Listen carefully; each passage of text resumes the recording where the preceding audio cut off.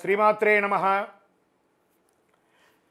ఈరోజు మనం కొత్త ఒక విషయాన్ని మనం తెలుసుకోవద్దు. అంటే ఇది వరకు కూడా తెలిసి ఉండొచ్చు, మనం గ్రంథాల్లోనూ అన్నిట్లోనూ తెలుసుకుంటాం. కానీ ఈ యొక్క యూట్యూబ్ ద్వారా ఇది మీకు చాలా ఉపయోగపడే ప్రతి ఒక్కరికి కూడా జీవితంలో తెలుసుకోవాల్సిన ఉపయోగపడే అద్భుతమైనటువంటి సబ్జెక్ట్ అండి. ఈ నవగ్రహాలకి మనం చేస్తాం కదా, ఆదిత్యాయ సోమాయ మంగళాయ బుధాయ చ గురు శుక్ర శనిభ్యశ్చ రాహవే కేతువున. ఈ 9 గ్రహాలు ఉన్నాయి కదా.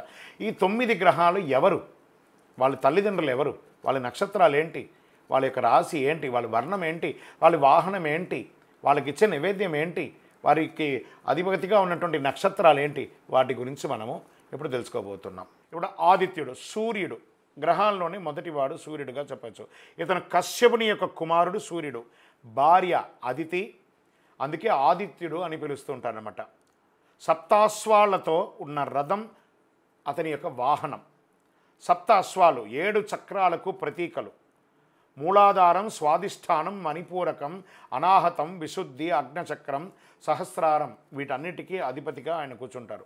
ఈయన ద్వారా ఎలా ఉంటుందంటే వివాహ పరిబంధన దోషం, పుత్రదోషం, పుత్ర పరిబంధన దోషం, విద్యా పరిబంధన దోషం, ఉద్యోగ పరిబంధన దోషం, సూర్యదోషం మొదలైన దోషాలతో బాధపడేవారు సూర్యుని పూజించడం వలన అద్భుతమైనటువంటి ఫలితాలు పొందుతారు. సింహరాశికి అధిష్టాన దేవతడు సూర్యుడు. నవగ్రహాల్లో మధ్యస్థానం ఆదిత్యుడిది. అధిదేవత అగ్ని, ప్రత్యధి దేవత దేవేంద్రుడు. ఆదిత్యుడు ఎరుపు వర్ణంలో ఉంటాడు. ఇష్టమైనటువంటి ధాన్యం గోధుమ, పుష్పం తామర, వస్త్రం ఎర్రని రంగు గల వస్త్రము, జాతిరాయి కెంపు. నైవేద్యమైనకి పెట్టేది గోధుమలు, రవ చక్కెర పొంగలి. ఆదివారం నాడు విశేషమైనటువంటి పవర్తో కూడినటువంటి యొక్క సూర్య భగవానుని కొలవండి. ఇవన్నీ తెలుసుకున్నామా, తెలియట్లేదా తెలియదు. రోజు లేచి మనకు ప్రత్యక్ష దైవంగా కనబడుతున్నటువంటి ఆ సూర్య భగవానుడికి ఎదురుగుండా పోయి నిలబడి దండం పెట్టండి. ఆయన దేవుడిగా పూజించండి.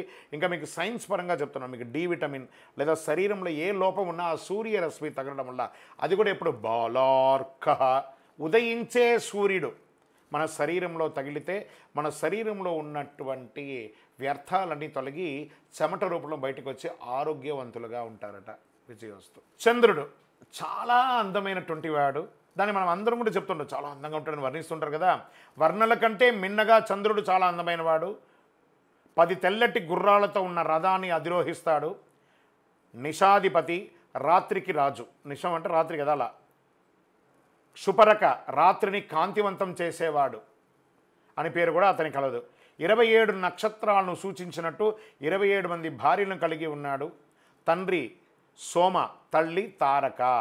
అనారోగ్యంతో బాధపడుతూ ఉన్న తల్లి చర్మవ్యాధులు మొదలైన సమస్య కలవారు చంద్రుని పూజించడం వలన సంపూర్ణ ఫలితం పొందుతారు. డెర్మటాలజిస్ట్ ఉంటుంది కదా, ఇలాంటి చర్మ వ్యాధులు, ఎన్నో రకాలైనటువంటి చర్మ వ్యాధులు కనుక కూడా చంద్రుడు అద్భుతమైనటువంటి హీలర్. ఆ మంచి వెన్నెలలో ఒక 10 నిమిషాలు నిలబడండి. మళ్ళీ అక్కడ కూడా ఫోన్ పెట్టుకోకూడదు. ఆయన చంద్రుడు ఇవ్వాలన్నా కూడా ఆ రేడియేషన్ మిమ్మల్ని ఆపేస్తుంది ఆ ఫోన్ ద్వారా. అలా చూసుకోండి. అనారోగ్యంతో బాడుతున్న తల్లి, చర్మవ్యాధులు మొదలైన సమస్యలు కలవారు అద్భుతమైనటువంటి ఉంటుంది. కర్కాటక రాశికి అధిపతి చంద్రుడు. తూర్పు దక్షిణ అభిముఖుడై ఉంటాడు.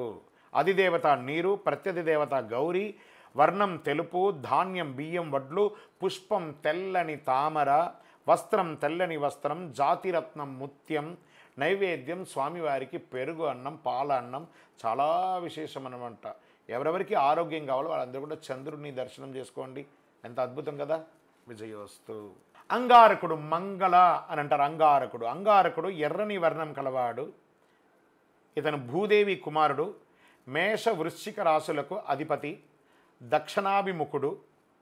రుచక మహాపురుష యోగ విద్యను బోధిస్తాడు. తమోగుణవంతుడు. భార్య పిల్లలు అన్నదమ్ముల వల్ల సమస్య ఉండేవారు. స్నేహితులతో శత్రుత్వం, సంపద కోల్పోయిన వారు మంగళదేవుని అంగారకుని పూజించడం వలన సత్ఫలితాలను పొందుతారు. పుత్రులు లేకుండా వివాహం ఆటంకం ఉన్న వాళ్ళు, పుత్ర సంతానం లేని వాళ్ళు కూడా ఈ స్వామివారిని ప్రార్థిస్తే తప్పకుండా నెరవేరుతుంది.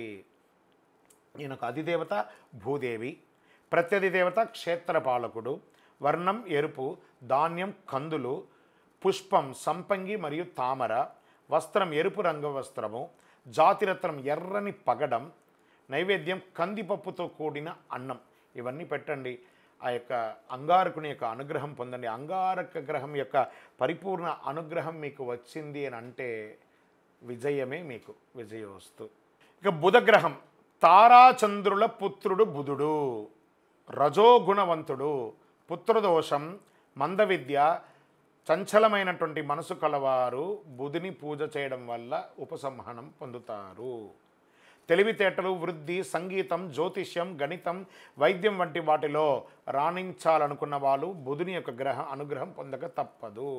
మిథున మరియు కన్యా రాశికి అధిపతి బుధుడు తూర్పు ఉత్తరముఖుడై ఉంటాడు. అధిదేవత విష్ణు, ప్రత్యధి దేవత నారాయణుడు. వర్ణం చిగురాకు పచ్చ, వాహనం సింహం, ధాన్యం పచ్చ పెసలు, వస్త్రం పచ్చని రంగు వస్త్రములు, జాతిరత్నం పచ్చ. నైవేద్యం పెసలతో కూడిన అన్నం బుధుడికి పెట్టండి. మీ వ్యాపార అభివృద్ధికి కూడా ఈ బుధుడు చాలా విశేషం. విజయోస్తు. గురు భగవానుడు బృహస్పతి, గురు చూసిన కోటి లాభం అంటారు. ఎంత అద్భుతం చూస్తారా, గురు చూసిన కోటి లాభం. అలాంటి గురు భగవానుడు ఎలాంటి వాడు, బృహస్పతి అని కూడా అంటారు ఆ గురువుని. దేవతలకి దానములకి గురువు అయిన శుక్రాచార్యుడికి గురువు ఇతను. సత్వగుణ సంపన్నుడు, పసుపు పచ్చ బంగారు వర్ణంలో ఉంటాడు. పేరు ప్రఖ్యాతలు, సంపద, తోడబుట్టిన వారి క్షేమం కొరకు, విద్య అభ్యసించడానికి కొరకు గురువుని పూజించాలి. ధనుర్రాశి మీనరాశికి అధిపతి ఉత్తరముఖుడై ఉంటాడు. అధిదేవత ఈయనకి బ్రహ్మ, ప్రత్యధి దేవత ఇంద్రుడు. వర్ణం పసుపు, వాహనం గజరాజు, ధాన్యం శనగలు, పుష్పం మల్లెపూలు, వస్త్రం బంగారు రంగు వస్త్రం, జాతిరత్నం పుష్యరాగం. దీని కనక పుష్యరాగం, పుష్యరాగం ప్లస్ కనక పుష్యరాగం రెండు చెప్పుకోవచ్చు.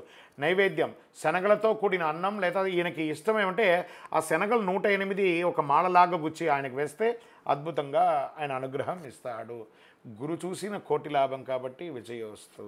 శుక్ర భగవానుడు, ఇంకా శుక్రదశ పట్టింద్రా వీడికి అని అంటారు కదా, ఆ శుక్రుడు. ఈ శుక్ర భగవాను యొక్క విశిష్టతను మనం తెలుసుకుందాం. ఉషణ భృగు మహర్షిల సంతానం అన్నమాట. ఈయన అసురుల గురువు. ఇతను రజోగుణ సంపన్నుడు, ధవళవర్ణం, తోమధ్య వయస్కుడిగా ఉంటాడు. ఒంటె, గుర్రము, ముసలి వాహనంగా కలిగి ఉంటాడు. అనుకోని పరిస్థితుల వల్ల కుటుంబాన్ని విడిపోవడం లేదా తగాదాలు రావడం, బాగా కలిసి రాకుండా ఉండడం, మధ్యలో శత్రుత్వం కలగడం, విపత్కర పరిస్థితులు, ఐశ్వర్యం కావాలనుకున్న వాళ్ళు, వివాహంలో భార్యాభర్తల సఖ్యత లేకుండా ఉన్న వాళ్ళందరూ కూడా ఈ శుక్రుని పూజిస్తే తప్పకుండా అనుగ్రహం పొందుతారు. మంచి అవకాశం ఉంటుంది. ఈయనకి వృషభ తులారాశులకు అధిపతి అనమాట. ఈయన అధిదేవత ఇంద్రుడు.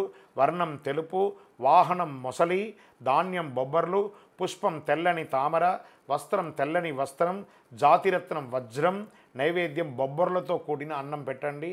విజయాన్ని పొందండి. శని భగవానుడు, శని ఈశ్వరుడు. శని అనకూడదట వారిని. శని ఈశ్వర శబ్దం కలిగిన వాడు. ప్రపంచంలో ఈశ్వర శబ్దం కలిగిన వాడు ఈయన ఒకడే. మనం ఈశ్వర అంటాం కదా, అలా ఈయన కూడా శని ఈశ్వర శబ్దం కలిగిన వాడు. ఛాయాదేవి సూర్య భగవాను యొక్క పుత్రుడు శని భగవానుడు. నల్లని వర్ణంతో, నలుపు వస్త్రాధారణతో, కాకి వాహనంగా కలిగి ఉంటారు. వీరికి ఇంకొక వస్త్రం ఉంటుంది, నీలాంబర సభాభాసం రవిపుత్రం యమాగ్రజం ఛాయామార్తాండ సంభూతం తన్నమామి శనేశ్వరం. నీల వస్త్రం కూడా ఆయనకు ఉంది. శనిదేవుని అందరూ తిడుతూ ఉంటారు. పాప నాకు శని పెట్టాడు, వాడికి అర్ధాష్టమ శని, నాకు 7.5 శని, నాకు కంఠ శని, నాకు జన్మ శని. శని అనకూడదు, శని ఈశ్వరుడు. ఆయననే మనల్ని మనిషిగా మారుస్తున్నాడు, మనలో చాలా అద్భుతాలను కలిగిస్తున్నాడు. శనిదేవుని అందరూ తిడుతూ ఉండకండి, ఆయన ప్రార్థన చేయండి. బాధలు పెడుతున్నాడని కాదు, మనలో నేను ట్యూన్ చేస్తున్నాడు. శని మనల్ని ఎంతో కష్టాల నుంచి బయట కట్టిస్తున్నాడు, ఎంతో మంచి ఫలితాన్ని ఇస్తున్నాడు. కుంభ మకర రాశులకు అధిపతి, పడమటి వైపు ముఖం ఉన్నవాడుగా ఉంటాడు. అధిదేవత యముడు, ప్రత్యధిదేవత ప్రజాపతి. వర్ణం నలుపు, ధాన్యం నల్ల నువ్వులు, పుష్పం నల్లని తామర, వస్త్రం నల్లని వస్త్రం, జాతిరత్నం నీలం. నైవేద్యం నల్ల నువ్వులతో కలిసిన అన్నము, బెల్లం ముక్క. అందరూ కూడా శని భగవానికి ఏం చేస్తారంటే మేము నూనె పోస్తామని చెప్పి తీసుకుపోయి ఆయన నెత్తి మీద పోస్తారు. నెత్తి మీద పోసి ఇబ్బంది పెట్టకండి. ఆ యొక్క పాదాలకు కొంచెం ఒక చుక్క నూనె పోయాలి. మళ్ళీ వెంటనే శని భగవాన్ని ప్రార్థన చేస్తే కాలు కడుక్కోవాలండి, లేదా తల మీద స్నానం చేయాలండి అనే ఒక పుకారు ఉంది. దాన్ని నమ్మకండి. అలా ఏ శాస్త్రం చెప్పలేదు. ఏ దేవుడైనా నన్ను మొక్కిన తర్వాత కాలు కడుక్కో అప్పుడే నీకు మంచి జరుగుతుందని చెప్తాడా?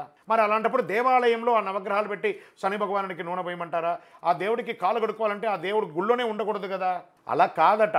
మనం తెలుసో తెలియక నూనె పోస్తుంటాం కదా, ఆ నూనె అంతా కానీ ఆ ఫ్లోర్ మీద వచ్చి ఉంటుంది కదా, మీరు దాన్ని తొక్కి గుడి అంతా ప్రదక్షిణం చేస్తే చిన్నపిల్లలు పెద్దవాళ్ళు జారి కింద పడతారు. కాబట్టి ఆ నూనె పోసిన తర్వాత కాస్త కాలు కడుక్కోండి, మీ నూనె ఎంత పోతుందని చెప్పారు. కానీ ఈ శని పట్టేసుకుంటుందని ఒక ప్రాబల్యం ఉంది, దాన్ని మర్చిపోండి. శని ఈశ్వర శబ్దం కలిగిన వాడు. ఆయన ఎంత తీసుకుంటే 1000 రెట్లు తిరిగి ఇచ్చే ఏకైక దేవుడి ప్రపంచంలో ఎవరైనా ఉన్నాడంటే శని భగవానుడే. వారిని ప్రార్థన చేయండి. నవగ్రహాలకి తిరిగి ఎప్పుడు కూడా ప్రదక్షిణాలు చేసిన తర్వాత కాలు కడుక్కోవడం, తలస్నానం చేయడం అనే యొక్క ఎవరైనా తప్పుగా చెప్తే అది నమ్మకండి, అది అసత్యం. రాహువు సూర్య చంద్ర గ్రహణాలకు కారకుడుగా చెప్పబడేవాడు రాహు. ఒక పాము రూపంలో వర్ణిస్తారు. ఒక కత్తిని ఆయుధంగా చేసుకొని 8 నల్లని గుర్రాలను అధిరోహిస్తూ ఉంటాడు. పుత్రదోషం, మానసిక రోగాలు, కుష్టు లేదా చర్మానికి విపరీతమైనటువంటిది, వెన్నెముకకు సంబంధించినటువంటి బోన్కు సంబంధించిన వ్యాధులు, తర్వాత మైగ్రేన్స్ ఇవన్నీ రావడం అంతా కూడా రాహుగ్రహ దోషమే. కాబట్టి రాహు ప్రభావాలే కాబట్టి ఇవన్నీ కూడా ప్రార్థన చేసుకోవాలి. ఈయన ఎక్కడ ఉంటాడు? పడమర దిక్కున దక్షిణాభిముఖుడై ఉంటాడు. అధిదేవత దుర్గా, ప్రత్యధి దేవత పాము, సర్పం అంటారు కదా. వర్ణం నలుపు, వాహనం నలుపు, నల్లండి సింహం, ధాన్యం మినుములు. ఈయనకి ఇష్టమైనటువంటి పుష్పం అడవి మందారం, జాతిరత్నం గోమేదకం, వస్త్రం నల్లటి వస్త్రం, తర్వాత కాఫీ రంగు వస్త్రం కూడా ఈయనకి కలిసి వస్తుంది. నైవేద్యం మినుగులతో కూడిన అన్నం. ఇవన్నీ చేయడం వల్ల రాహుదోషం పోతుంది. పుత్ర సంతానానికి కూడా చాలా విశేషమైనటువంటి అనుగ్రహం ఇచ్చే రాహుగ్రహాన్ని పూజించండి. విజయోస్తు. ఆఖరి గ్రహం కేతు. ఈ కేతు గ్రహం వచ్చిందంటే నాకు ఆరోగ్యం దెబ్బతింటుందేమో, నాకు యాక్సిడెంట్స్ అవుతుందేమో, నా ఇబ్బందులన్నీ వస్తాయేమో, అవన్నీ ఒక పక్కన ఉన్న ఆయన ఎలాంటి వాడు, ఎలాంటి అనుగ్రహాలు ఇస్తారో కూడా చూద్దాం. ఇప్పుడు కేతు భార్య వచ్చి చిత్రలేఖ. ఎవరెవరికైతే ఏమేమి ఈయన పూజిస్తే వచ్చే లాభం చెప్తాను చూడండి. ఆస్తి నష్టం, చెడు అలవాట్లు, పుత్రదోషం, ఇవన్నీ కూడా ఆరోగ్యం, అనారోగ్యంగా ఉన్న వాళ్ళకంతా అనారోగ్యం తొలగిపోవాలనుకుంటే ఈ కేతువును పూజించక తప్పదు. ఈయన ఎలా ఉంటారంటే ఉత్తర పడమటి ముఖాధీశుడై ఉంటాడు. అధిదేవత చిత్రగుప్తుడు, ప్రత్యధి దేవత బ్రహ్మ, వర్ణం ఎరుపు మరియు ఒక రకమైనటువంటి గ్రే అంటారు చూసారా, సిమెంట్ కలర్ అది. వాహనం గద్ద, ధాన్యం ఉలవలు, పుష్పం ఎర్రని కలువ పూలు, వస్త్రం రంగురంగులకి వస్త్రం, అన్ని రకాల ఆయన అనేక వస్త్రాలు ధరిస్తారు. జాతిరత్నం వైడూర్యం. ఆ వైడూర్యం ఇలా పెట్టుకుంటే ఆ క్యాట్ ఐ అంటారు చూసారా, ఇలా కదులుతూ ఉంటుంది. ఈ నవరత్నాల్లో ఆఖరిలో ఉన్నటువంటిది వైడూర్యం అన్నమాట. వైడూర్యం. నైవేద్యం వచ్చేసి ఉలవల అన్నమంగా ఈయనకి పెట్టవచ్చు. ఇంత అద్భుతమైనటువంటి ఈ నవగ్రహ విశేషాలను తెలుసుకున్న ప్రతి ఒక్కరు కూడా ఆయురారోగ్య ఐశ్వర్యాలతో ఉండాలని ఆ అఖిలాండ కోటి బ్రహ్మాండ నాయకుడు శ్రీ ధర్మశాస్త్ర అయ్యప్ప స్వామి వారిని ప్రార్థన చేసుకుంటున్నాం. తిరుపతికి వచ్చినప్పుడు మన దేవాలయాన్ని తప్పకుండా దర్శనం చేసుకోండి. విజయోస్తు. For more videos like this, subscribe Big TV channel.